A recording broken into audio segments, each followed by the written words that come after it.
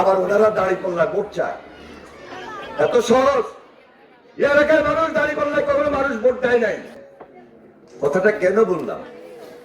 বাড়িতে বাড়িতে গিয়ে তালিম দেয় না, ওয়াদা করায় যে ওনাদের দল নাকি আল্লাহর দল। তা আল্লাহর দল যদি ওনারা হয়, তাহলে ওনাদের নেতা বলতেছে, শিবিরের সেক্রেটারি সাদ্দাম হোসেন, যে হযরত মুহাম্মদ সাল্লাল্লাহু আলাইহি ওয়াসাল্লাম মক্কা থেকে নাকি পালিয়ে গিয়েছে, এটা বলতে পারে?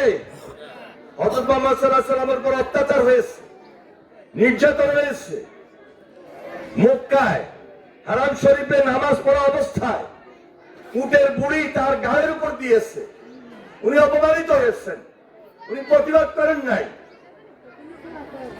উনি কখনো পালিয়ে যান নাই। কিন্তু বিধর্মীরা শেষ পর্যন্ত পলায়ন করেছে। আর হযরত মুহাম্মদ সাল্লাল্লাহু আলাইহি ওয়াসাল্লাম হিজরতে গিয়েছেন মদিনায়, পালিয়ে যান নাই। এরপরে আমার ঈমান, আমার আকীদা, আমি 5 ওয়াক্ত নামাজ পড়ি, হজ, নামাজ, রোজা, যাকাত। এরপরে আমি একজন মুমিন। আমি মুমিন হিসাবে অন্যায়ের প্রতিবাদ করলাম কিনা, আমি সৎকর্ম করলাম কিনা, আমি ন্যায় প্রতিষ্ঠা করার জন্য উদ্বুদ্ধ করলাম কিনা, শান্তি বজায় রাখার জন্য আমি দায়িত্ব নিলাম কিনা, সমাজে এই কথাগুলো আমি প্রচার করলাম কিনা, তাহলে আমার ইহকাল বলে দিবে আমার পরকালটা কিভাবে নির্ধারণ হবে। কোন রাজনৈতিক দল বেহেশতের টিকিট দিতে পারে, জান্নাতে নিতে পারে? সারা পৃথিবীতে প্রচুর রাজনৈতিক দল আছে। আল্লাহ কাউকে পছন্দ করলো না, ওনাদের বিশেষ ইসলামী দলকে আল্লাহ পছন্দ করলো। ওটা মওদুদের ইসলামী, পাকিস্তানের ওই মওদুদ বিবাদ, এটা মদিনার ইসলাম না। আজকে অপব্যাখ্যা দিচ্ছে, অপপ্রচার করতেছে।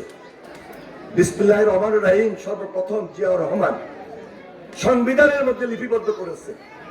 জিয়াউর রহমান বিএনপির নাম ইসলামিক দল দেন নাই, বাংলাদেশ জাতীয়তাবাদী দল দিয়েছে। কেন দিয়েছে?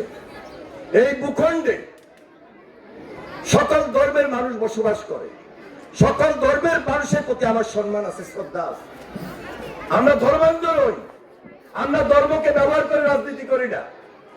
যারা ধর্মকে ব্যবহার করে রাজনীতি করে তারা আজকে এই জান্নাতের কথা বলে, জান্নাতের টিকিট দেয়। এটা বেদাত, এটা শিরক। আবার ওনারা দাঁড়িপাল্লা ভোট চায়। এত সহজ? এলাকায় মানুষ দাঁড়িপাল্লায় কখনো মানুষ ভোট দেয় নাই।